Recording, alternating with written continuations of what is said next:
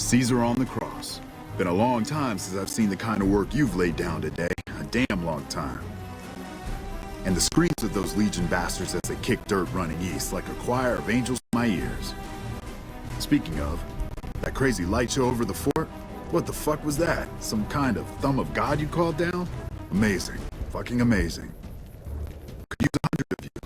Just scatter you over the east like jacks. Give those plum fucks the what for.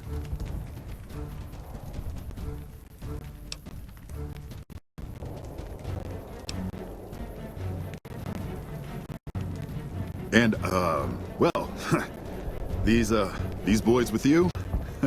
Hello there, Smiley. Guess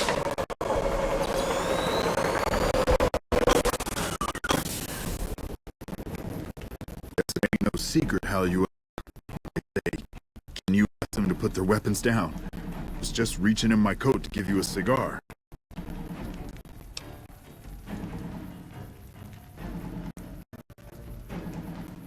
I would sooner spit on the grave of my dead mother than let some courier walk the wasteland and fuck me like that. Who the hell do you think you are? Cash your chips to the sound of NCR bullets, huh? I can oblige. Look, I know you're riding high right now, but let me tell you, you ain't pissing on me right now. You're pissing on the bear. You've been far enough west, I'm guessing, to know how far that claw stretches. Fuck with the bear and...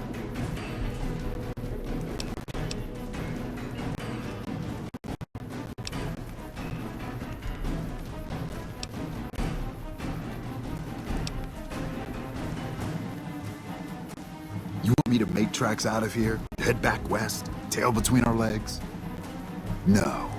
I came for a fight today. And if you're looking to make me budge, you better have a damn good left hook, or I'm not going anywhere.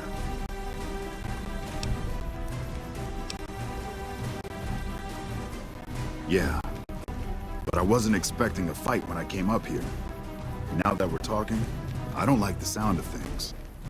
Do you know what you're doing? Making a nation like you think you're doing ain't like chowing down on a pile of fancy lad snack cakes. Think you got the guts to carve out a frontier?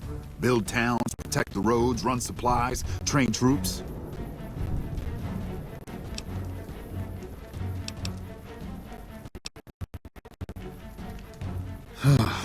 Hell. Can't believe we got suckered by some road jockey. Should have watched the flank while Caesar's best was making all that noise. I know what those robots of yours can do on a bad day, and I'm not eager to toss lies at them just to make a point. But if you're taking this place, you better hope you can hold it. I'll give my superiors my opinion, but I don't think they're going to listen.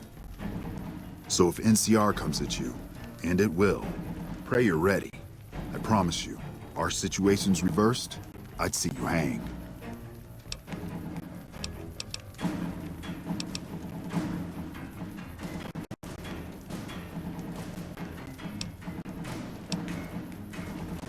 Fine. Come on, men. We're moving out.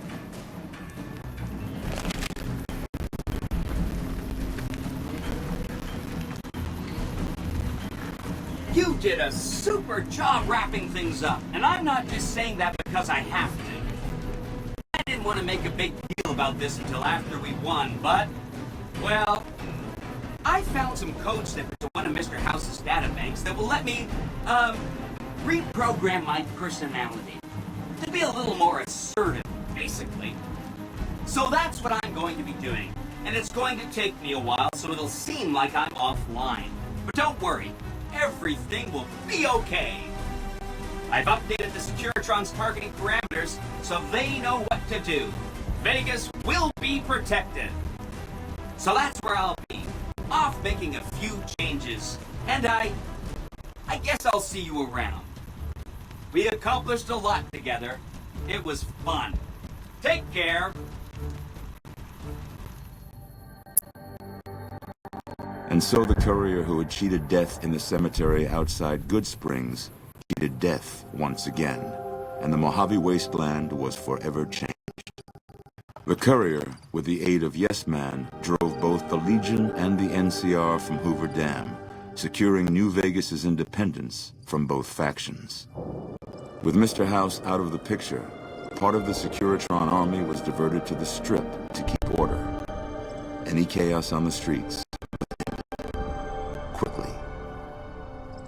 Chaos became uncertainty, then acceptance with minimal loss of life. New Vegas assumed its position as an independent power in the Mojave. Supporting the ideals of independence, the Courier was recognized as the man responsible for a truly free New Vegas. He ensured Mr. House's tyranny was broken, and neither Caesar's Legion nor NCR would ever gain control over New Vegas. Those super mutants and Nightkin continued to journey to the legendary Utopia. They found little trace of its existence. Some eventually found their way to Jacobstown, but many wandered off into the wastes, confused and disheartened.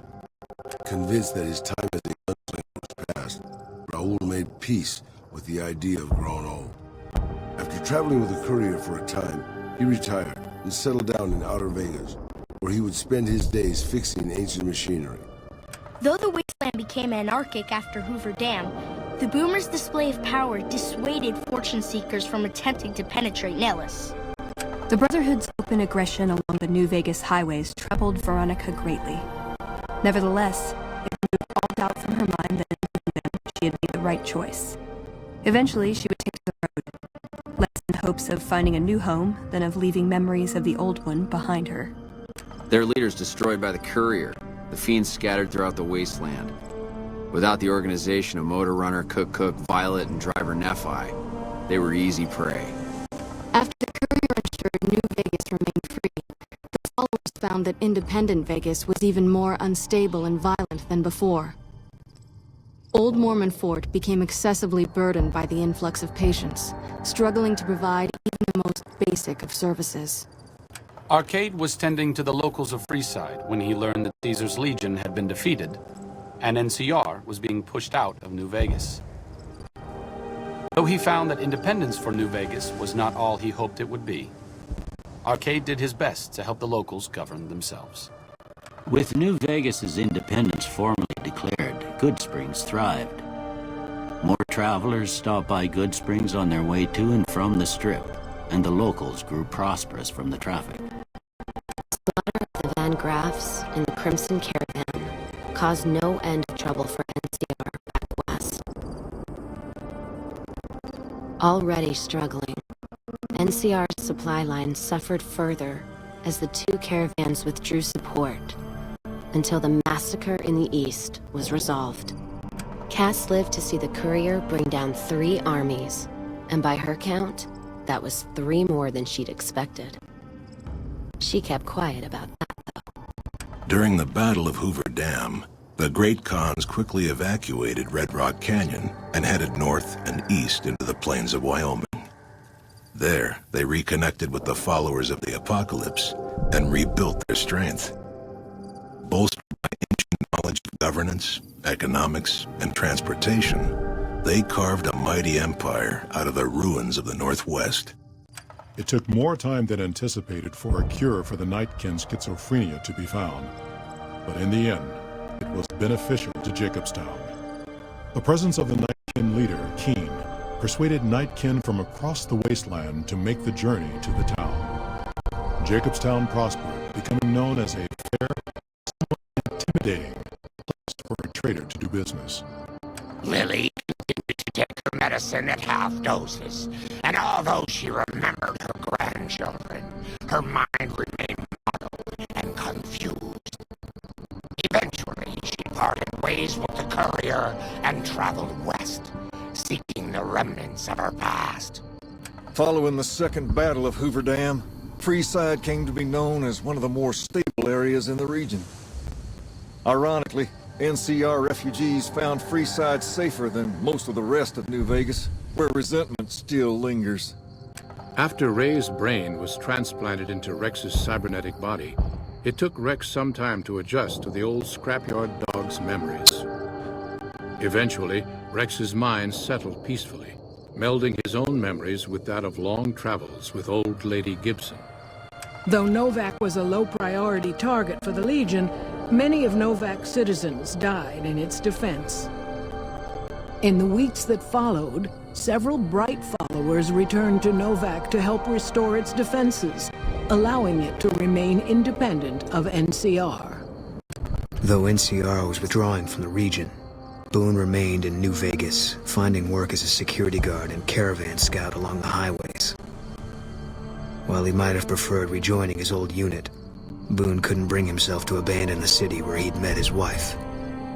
After Hoover Dam, the leaderless powder gangers at the correctional facility vanished into the wastes, leaving the prison empty. The correctional facility became another abandoned ruin in the wasteland, occasionally picked over by enterprising prospectors. After the majority of the Vault 19 powder gangers joined the Great Khans, the weaker members scattered throughout the Mojave wasteland. Though a few managed to erase their past, most never survived the journey. After Hoover Dam, Sheriff Myers runs with his own style of frontier justice. He deals with most folks fairly, but now and then someone winds up dead with little to no evidence against him.